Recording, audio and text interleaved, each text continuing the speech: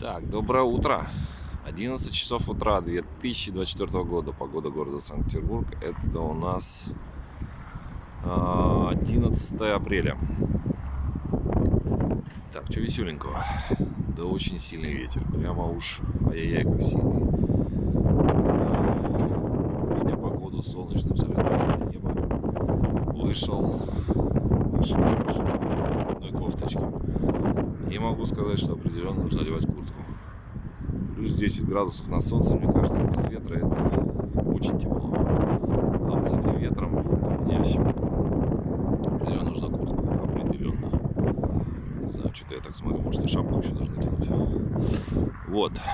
Что сегодня интересного? Сегодня день фондю с сыром. Супер штука.